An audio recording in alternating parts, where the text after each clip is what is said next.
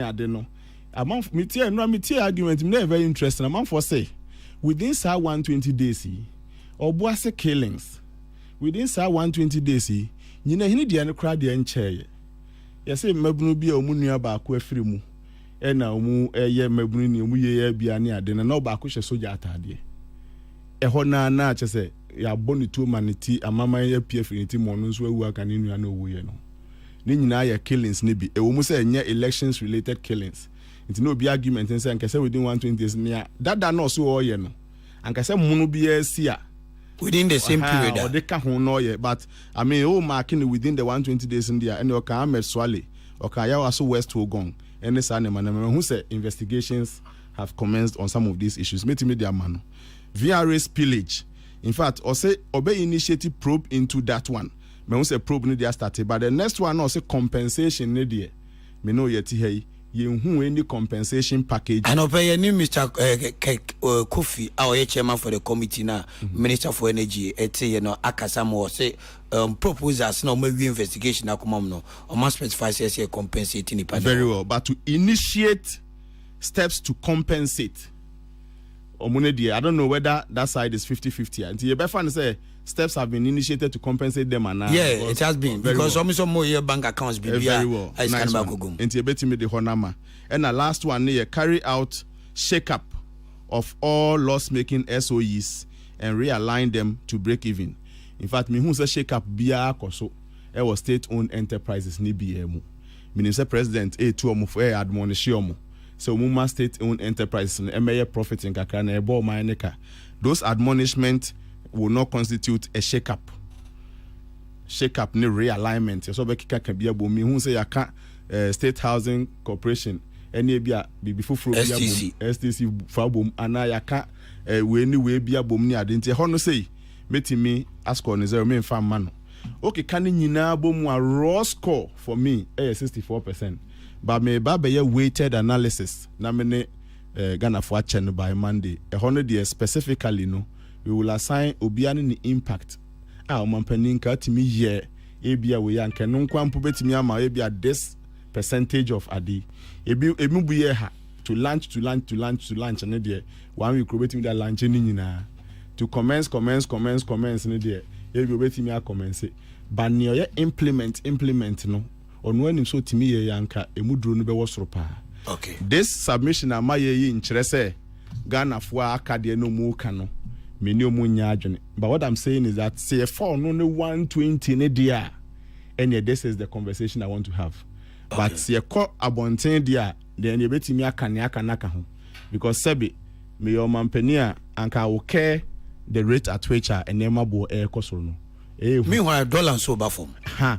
Na me say unuya afedo cancer TV3 na me ne bon ko am say o share gutani a me man nya ne nwa se guta ni be man explanation guta fo eso sina me ya ne omun kaza o wa gya tum se dollar na e ba fom ye bisa o se nti wo be ye ho bibi kakra man ma mo ne ma na ba fom kakra na o si enema e ma ne ma bo ko so na nya dollar nko a ene yenim ba yenim se dollar nso wo mu chefa kese pa eno na o me die nyina so kese so it is a dollar na ba fom ne nyina ye kan boy ensem e wo 16 no so beje me 1000 Ghana cedi e na ba 13.2 still about 1,000. Oh, say then good for Adaroma yes Remo.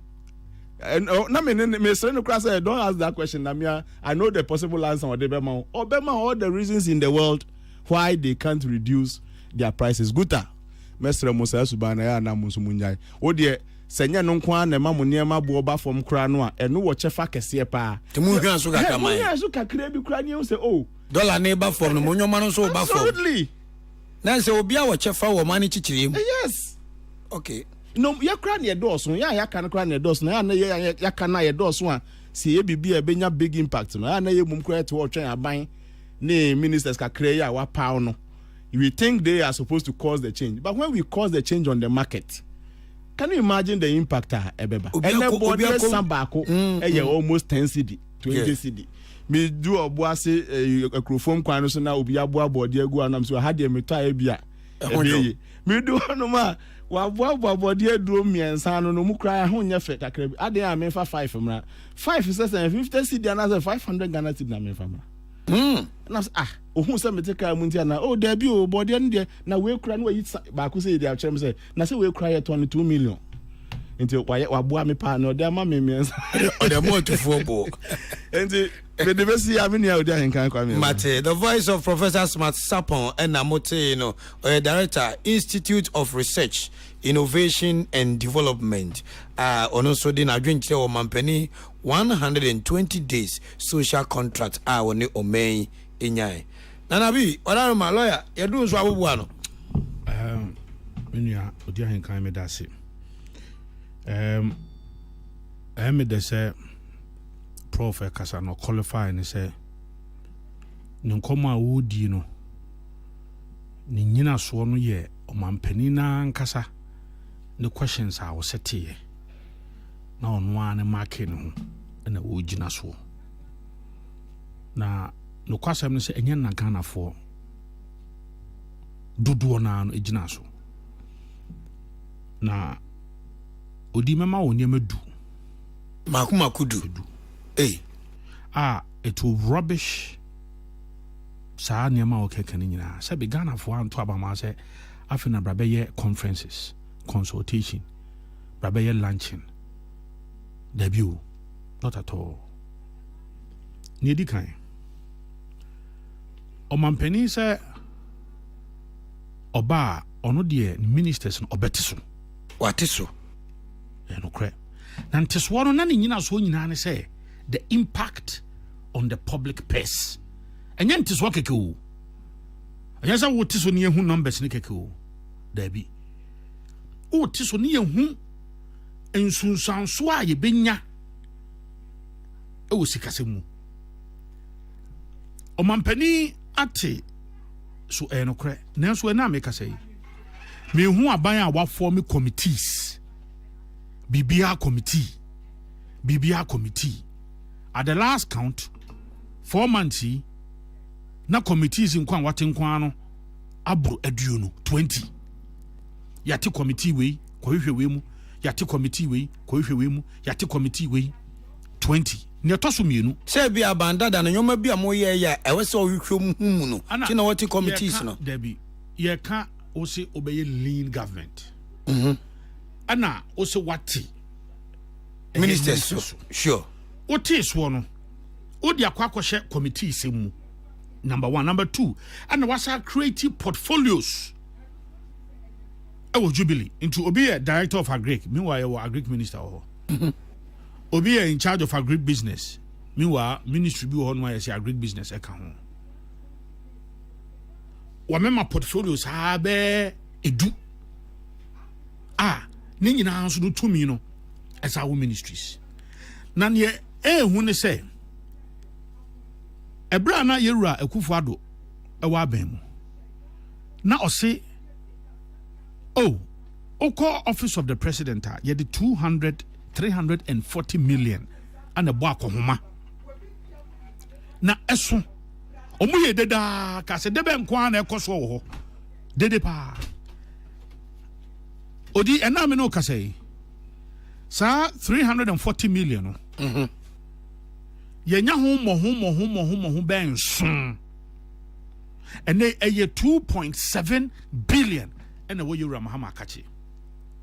Say any de o manage your party. Na me see you run another Kokrokoo ho no. Mo si 340 ne de. Esundodo. Na den kwa na oye wo. Te ne den kwa na mo so mo ye wo Jubilee wo se be dan nsesan o. Dan ye ntunko wiem o. Da bi eno a ehwa na etim. De den kwa na ye wo ho na anu a mo mo ka se ye wura Akufo-Addo. Ono de na 340 million na nei eno nkwa mo ho nsa ba nson 2.7 billion Ghana cedis ena wo we alien government dabi ni atoso mienu ene boko aye hu chenda boko aye hu chenda ena atra na dia ba so many places out of the northern part of Ghana. The insecurity there. Look, Yera Mahama. Na ayana me yasa me can say. Na nenu mo asem. say asem no emmoa mabokwa so dwen sipia ade na yintwa so da bi adekonta me kasa say oye campaign o say NDC baswa ena asundwe eba boko oye campaign so na okọ ho ena okogina efa bi achi say efa we na yen NDC de ye gi omude ye som say omo ye omo na so omudi ade na bi yemfa ne say mampani aka manu susum na so yemfa ne say entwe yensu epe boko asundwe ene o ma asundwe ade na ye move on da bi o se ka mane hu odi pa asem na okay na ye odi ade campaign wie wanya mu ahoden wie amene wo ba ya look at the insecurity there and IGP kokwa no nko ebo hu IGP ko ho ma ye bone ka mutuo majority leader wontimi nko ne krom ni fie wo ne krom ya hye no dwere ben pusiga MP odwane fampomam ene ye kum police for that is the danger we find ourselves in this country. This is within 120 days and no na enkofo kan wo anya malanchi we mepeja we eno anya de etoso mienu ne etoso miensa ye rama ha ma bra na obo apro ka kire se obi a ye fa na adwuma mu bia ma obi a no ehompo obekoso aye wadwuma oba a wonyi obi adi video no wo honom oba a wonyi obi adi oba ya no one my chief of staff actually let us say yenyi obi adi omo aya form even afi ye bi adi directors e bia ye adwuma 5 years ye bi adi omo go through the processes proper enipa 30,000 mebunu ye yomadi.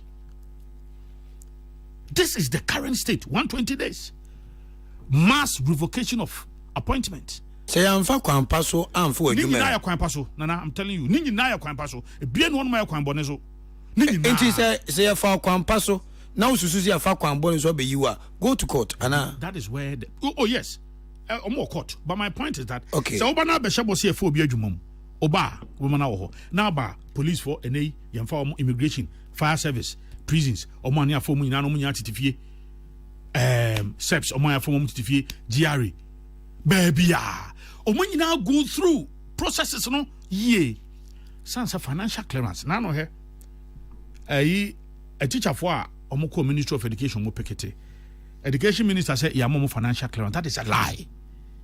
Okay, I think the former PRO no ababo ntabe. Yes, oboka wi na tene to so mo adwen wo mutrim na oba na within first 120 days we yi enipa 30,000 edi 30,000 edi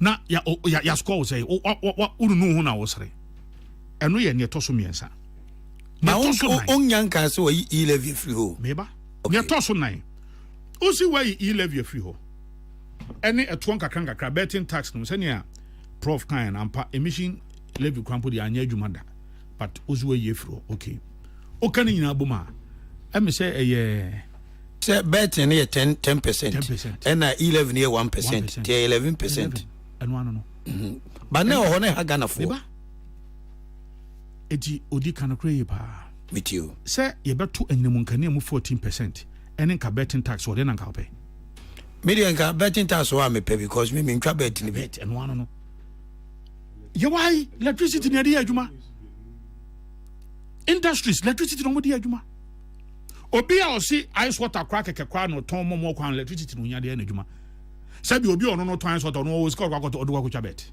ebitwa anka eno kwe ebitwa but the American say obi ono na ni abre pa ono no kuta ni sika bi onya kakra da no ho no na o sa de kwatwa ni asa di no David exactly so wohwa nipa dodo mpempem Ghana fo nyina hia nyam kanea Ghana ni bia hia nyam kanea akora on to akora hia nyam kanea penia sabi wanyini krampo ntimi so mfiri mpam kora hia nyam kanea ehia nsuo obi hia kanea ni nsuo pa betting tax nipa nti say wo so yi free ho 11% we yi free ho na wo de enyinam kanea ko 14% na wo di nsuo ebe ka ho 4% 18% ne tiane sa wo sa de aho kire 8% bia sa aba we no ho sere ne tiane no wo di aho kire 8% bia sa aba because when you cry de e kanipa dodo na e so bia pa 11 is so bia pa oh that be enyo bia na electronic transaction trust me, you'll be an a. And you be but I think she said the majority now. Send to now for benefit of the doubt. Yakambo meboa. One I am mathematics. 11. Exactly. Oka 14% plus 4 more 18. To the 8% and abba. 8% no crown so no as I can obia. We and you be an account. And I'm a say 4. Aye. Near Tosso enum. Hwɛ ene akwan ya enam amasama akwan so adwuma ekoso contract number back to site dabe no bai I think about 3 weeks ago enokre oh nana ehona meti me so hona me so minam the mina meti wo onam so wonam sa dualization of Accra road na wonam dualization so ma me nchemu kakra before say ye beto aba no na contractor no full stretch ni nyina so yes by a 2 year no by a 2 year no about portions of the me say ya 2 year omu jam free ho no ma problems ba omu jam mu na obi ani ho eno so ye no kre but ye ho nkwa nya no nkwa na ye the entire dualization ni nya so wo fi ha na wo konkran no ma free so you see the issue am best make can say ene se infrastructure ye hu hia me ye pa krampo ye agenda 111 hwe Yewra Mahama say walanche Mahama ke meboa. No kre. Mahama ke say impomuden ana meboa.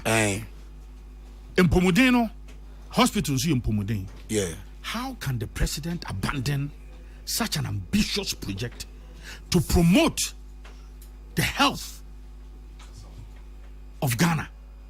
Ya mfesike bi anko ye twamo agenda 111. Ye twam say maintain. Ya mfesike bi anko check the budget. Say ABT is under Ministry of Health.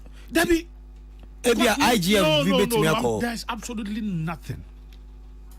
And you just say hospital see contracted BF site. Absolutely nothing. Agenda 111 cost one be 60%, be 70%. Now find out.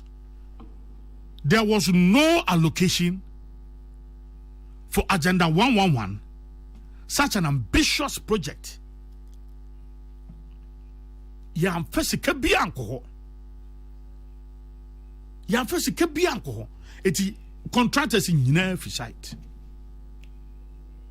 eti so ka say odi Mahama care aba a eno ye mpomuden na emum waja eye agenda 111 na gu honom say ensaya.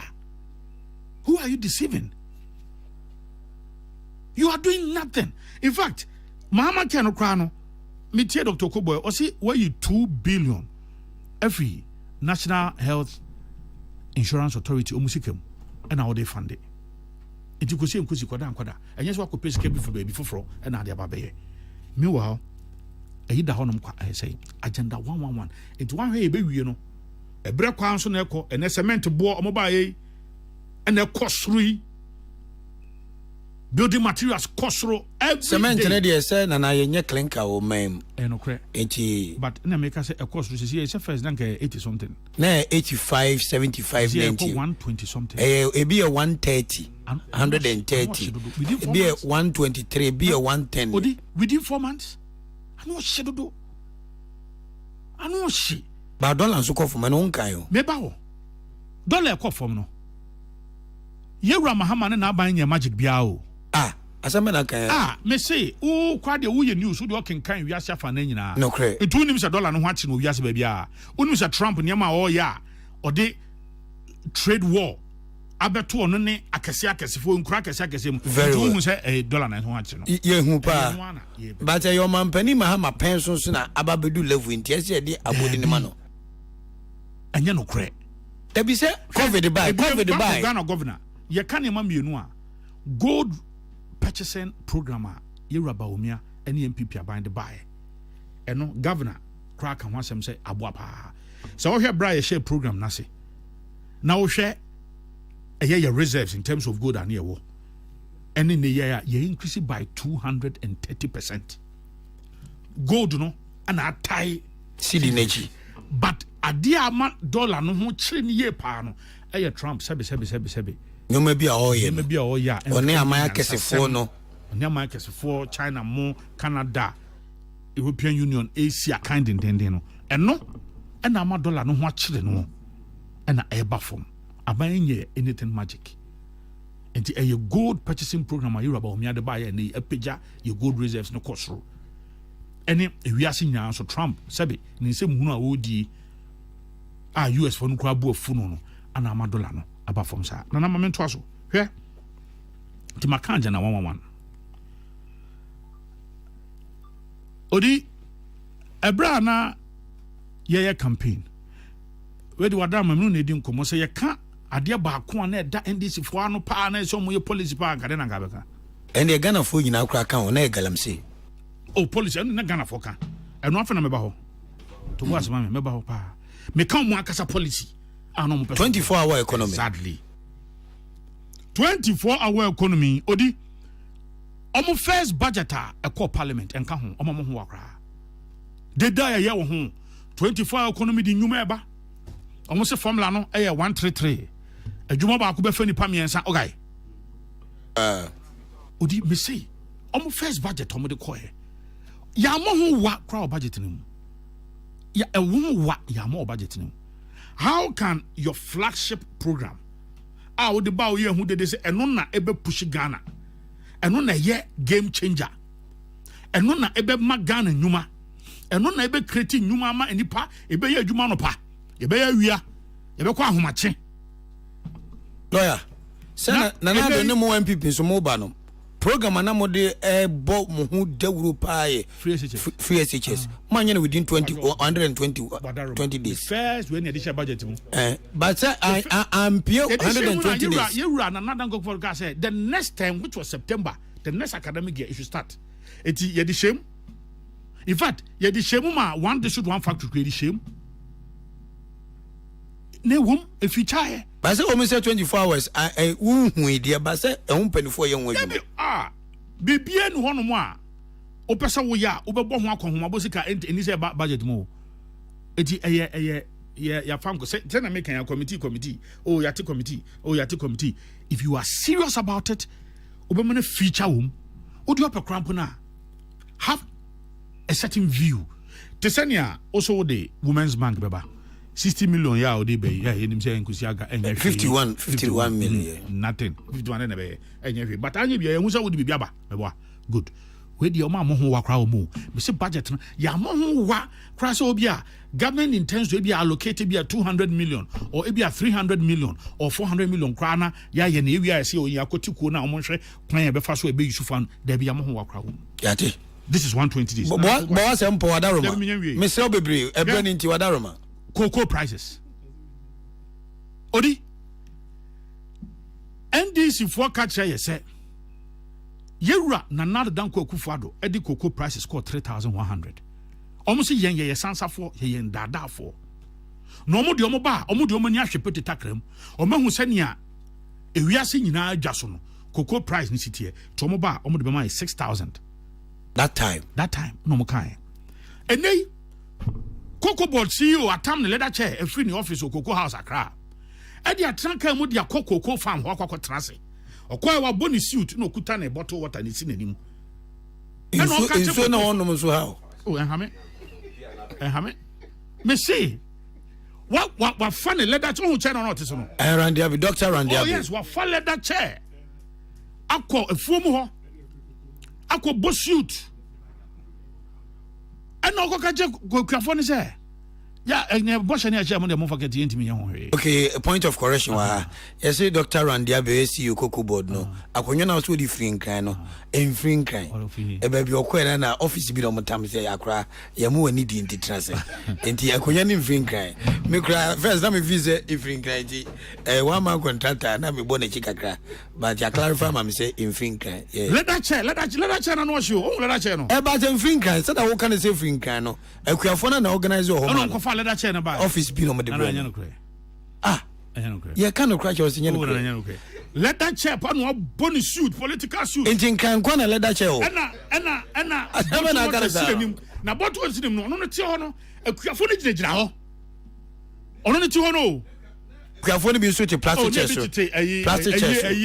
chairs na yi ne de plastic chairs good ena bi ginagina ho ne bi hwe no ka kira o say ebo na ya kan ne de ya timi fama mo na ya hu se sai ne se na system ni titie ti wan kan afeni aba ana you say no you hwe ni munya de betime tua you have to pay. In fact, finance minister or Kankra says it should see you betua 6,000 ba na kwa forecast ye enya say nya ban or dada yen enti ene ye nhwe na ye nto aba no mo ye tuma mu wie ne hwe asema be ka kire wo ene ye nkoma mu ne omudi ana mamento aso nko o say o time pacho in the next 2 minutes I'll wrap up. Ene galamsey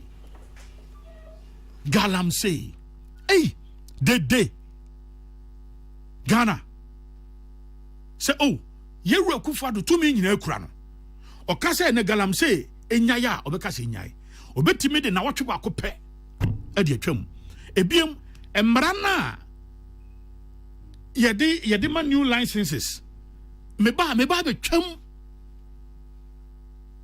oh ebiem yen declare state of emergency nana 4 months to me near the amount to me krona na mo sia wona na dodan kwakufu ado ha onfa nya adwuma within 1 week no sa to me na ne sa de amount ensesan enyirae enko babia to me ni kura yewura mahama ema wa paw ni minister a onko hwe so no ni minister no wo su a kire yen minister te live cameras o su say ye galam say na adja to say o su kire yen ehu o se kabana ya pamono sign of weakness. Come and solve the problem. You are crying like a baby. Who face a problem? Who soon? And baby, I do know. And then look at the bravado. NDC executives. Etimedi to galam say, your friend NDC chairman or what? Adanse Krufum. Say who to galam say unia a in a friend. Kofi Asante. And a friend. Kofi Asante for no adiato did not them. Did ma me atem life o kan sa be 20 times ene wo ma ke kan kwase asam sao ene si chairman wa dance agofom bacho na watu boka one video no me hu but I'm even being charitable yembese we man anko wadarom nabi ana make say that is the bravado ye dia NDC for executives mu omo na ACZ forest reserves omo na ewuram. This is just one person you are talking about. You see? Oh no, it was part of their campaign message. Me, I mean. One nam, and no cartons a munko two, Manuadian and a Wahano. Mr. NDC 4 and A2. Many Mustafa Bandi. It was their tour when they were doing Omotor, Omokano Maka NDC 4. That is why this is ministers are. Omo huntimi ensum na no minister be city excavator ahon popo no side release excavator na side ma omo all over minister way. Oh, is it Western off? Yes, Western off minister all over. Odi, it is happening now. Omo here with no almost so you na for us MC almost so we for us MC this is state I wom TUC kan wasem say is it dying na mo ya niam say Debbie me last one me deba aka last two me then bacho the last one wadaroma ebrenity cost of living na no kwasem nie first 4 months no NDC for so mo ba dokunu e beton 1 cedis amuka no 1 cedi say the dokunu be 1 cedi na no evidence o omo person mo che say ye be reset Ghana na reset Ghana na wo dokunu ye 1 cedi bre bi atwem na so be reset na ko all time dia e na say 1 cedi na de ko na wonyini se watu munchi that be what you say wo ba no na possible say baby awia say de beto dokunu 1 cedi it is how reset now the man Ghana for now so reset Ghana say within the 120 days Mr. Odi 120 days but they be pa na betimi aka say we e reset galam say na reset boko crisis I reset oba be yin ko 40,000 dey reset no oba an electricity tariff say cost 14% reset make me a question back COVID levy obo ka say COVID levy ade na COVID atwam na still ye daso gigi to na ye trimoden COVID levy daso ho ye busa president Manu Asmo kan o say no IMF for na dey buy ye busa na IMF for na buy the last one ebinsi da ene hwesania ye toto kemome ka bia mamu ase ene chief justice epesi etu ni free so omaye no oma politicize no eti edo obia no oni andi sini bia di nkoma chief justice be clear no ye clear no wi ani a clear electoral commission so ene ekoso electoral commission so no they have oma prepare you know but we say imani Ghana okosra President Mahama the following day ana or they are some koto charge and say oh charge hwehwem na electoral commission here now of some and penny bone I mean yebone but how is it that coincidental say okosra o mampeni Mahama a otwitwa pictures dey ba social media the following day na oko ye bibie de tia electoral commission. I told you said these things are coming. Finally, my question. In two person say 120 days as the national organizer of the new patriotic party. Mampenia memuo enefua ohani aduni.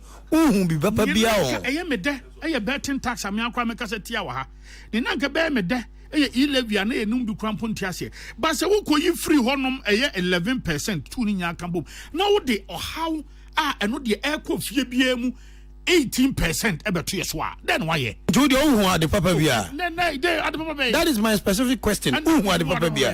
That me na mi busao. Mi busao. Ade papa bay. Ana mi busao. Ana mi se me hu na maka to se me hu hwe. Mate, me da say. Eye we. Last one. My professor Kabi. Hwe eniema genjan a na ya national security through Jakpa eye. Ewura mpanifo fie. Ni akose nkofo niema na ya chiwe ni akotu obi ni atamwe na paniwe run fe ni de atuo ni akoha ni ewura ha sei we ya reset we ya reset ya mo kan asem we ya reset mobizu nkabi etimi de 120 days better 120 days. Thank you. Better 120 days. Mate ade ba kwa me din ya wo mo amanyofo ho no ibini say ndis ni na ba ha he will never say anything good about the opposition. Debbie, may you from lawyer, may you from Adam see betting tax free. Okay. Now, you have many say, oh, you free hono. And now, what's I don't grab me brands and I would be one minute. Me cry me kind. Me invite you a castle. Prof, yes, sir. Yeah, sorry, so what Roma within 2-3 minutes. Now, what born you up on Neja, Yapejemu. Yeah, okay. Em say best Roman penny said ni ekoso nyina no ni yemu a den ya obedi ni 4 years enti mesre say on focus o man penny Mahama na madwene me say the second come so ne ma hwegu ana hunu hyehye enti the second come no ope say very very better than the first one. In fact two for say two e kan asem bi say okache na Danko Akufo-Addo say TV3 interview bi kaya no skase monko kanchire president Mahama say ye de kom ele to abanitia no ni bre ni de to abanitia no na man pen na do so aba no so ameye ema o man ni mu anyo na kom ni bre sa aba ono so ye de sa kom ni bre ni bia beto atia no ena om di tutia no pa om di tutia no ene ye ka say if the assessment is just for the 120 days and ka say no no ama ne ho ne say na ye nyina ye analysis say ne nkeye. But near cost one goes beyond this 120 days. So many niko. But my problem so cannot be solved within 120 days. Absolutely. But yet it's a channel. So a number of days. Now the mu 8% in American ya. Sabe san esano. Inti ene me manen chema cement born in co in free 85. Enko nkodo bia 150 ana bibi he said 130 and I'm saying man ntwe mani nkoduru ho okay fro so assistant free 85 call 90 echo 100 echo bibi na na nke se hu se watian minister for trade Minuaba Elizabeth ene umu maka form hu ni bi se chale mo nhwe na mo ye minim say whether Minister of Trade needs for no more man briefing as expected of them. But Prof, one thing about cement no can say 42.5 are no kwada ukuteska unya bi 32.5 now. Yes. Say me food. Yes. Ukitesika pa unya bi 42.5. Yes. I died to say cocaine.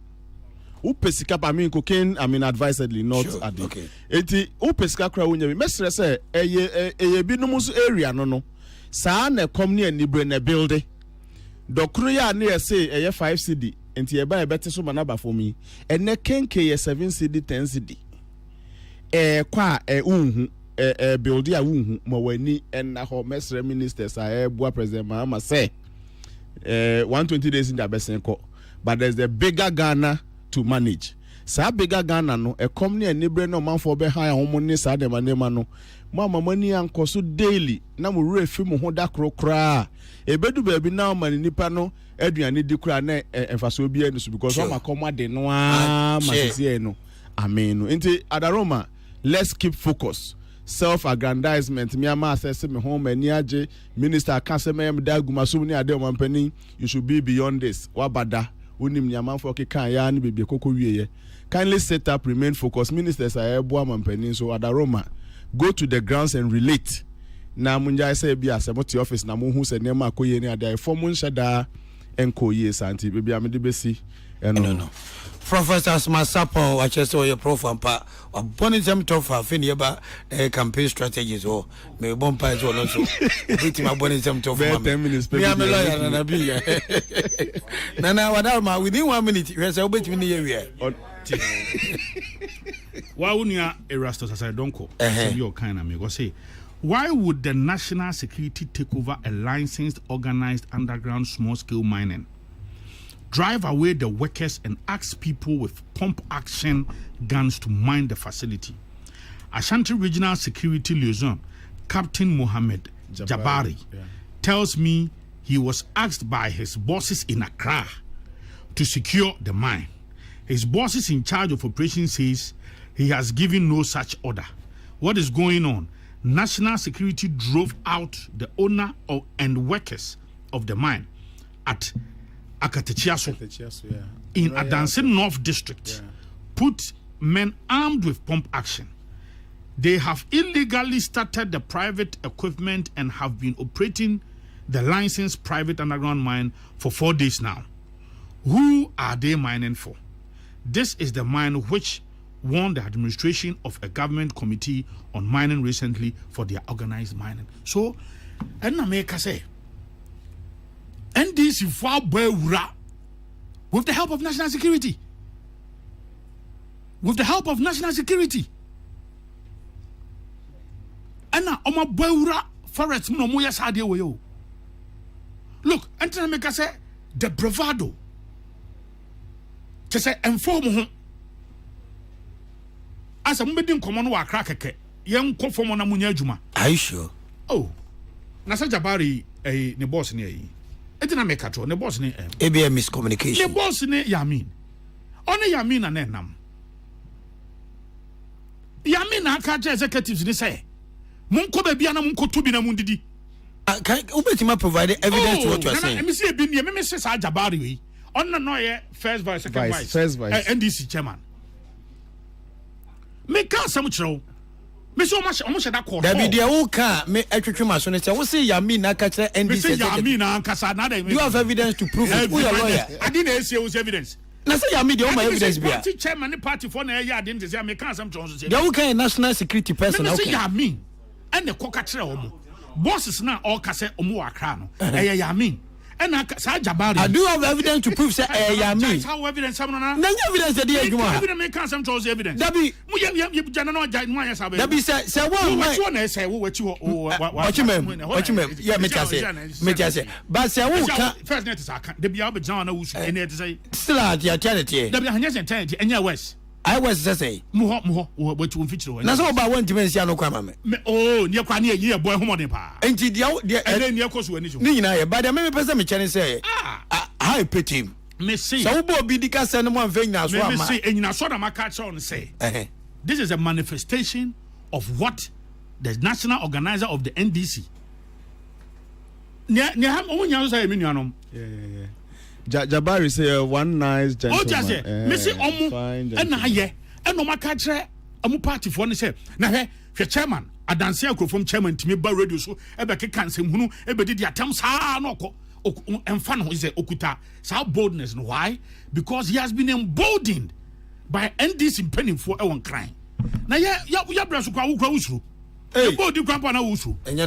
telling you. My so much me and Quentin.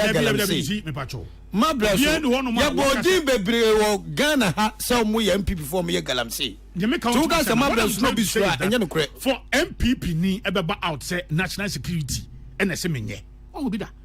For MPP ni so kwa ko seize etu obi a ono no kuta ni legal document or the adwuma wo tu na free honom na o say NDC for nko wrom ko. What will be that? What will be that? Dabi nana we should not be comparing apples Mate and be that's it any Dabi there be last one obey finally here me finally here sa same way here yɛde hyɛ ɛyɛ capitals in ɛyɛ dangerous. Assembly. A plus sɛ attorney general ɛyɛ kromfoɔ wakɔgye adamudeɛ attorney general akɔgye 500,000 Ghana cedis ɛna ɔde akɔkɔ bribe appointment committee attorney general mbɛyi na no a ɔsi no ɔno deɛ nya adeɛ a ɔde A plus bɛkɔ court san sɛ ɔfokɔsi ɔna adwuma president Mahama de ama no na ɔbɛyɛ ne ho fi ɔne A plus na bɛkɔ fɔn hwan na ɛsi yɛn attorney general no yɛpɛ sɛ ne ho yɛ fi attorney general o asɛm a ɔka no ɛwɔ mu ara na yɛnya nteɛ sɛ ɛsia no A plus heat bi akɔ no so ɔsi daabi watwe asɛm na san daabi nyɛ saa ne ɛka no ɛnisi a obi kɔdi bɔne a ɛsɛ adwa san obi kɔka yɛ asɛm na ɔka na ɔso watwe asɛm ana me say yes international say bia no kora bato adwa san because these are specific allegations look ɛbrɛ ni hɔ ɛwɔ sɛ parliament ahwehwɛ mu na ɛtumi restore ɔmo image na especially the majority yɛda ase nana bi yam ihyira yɛda ase ɛna yama brɛ paa eti nana bi yɛ national organizer ma NPP amanyɔkuo no ɛna ɔde ne nyansa ne brɛ na dagyeɛ ɛbɛboa san so ɛna ya professor baako pɛ Professor Smart Sapo Director Institute of Research Innovation and Development ɔno nso ɛba bɛboa ankwanoma big ups to you Chairman General Kwame Sefakai big ups to you Nana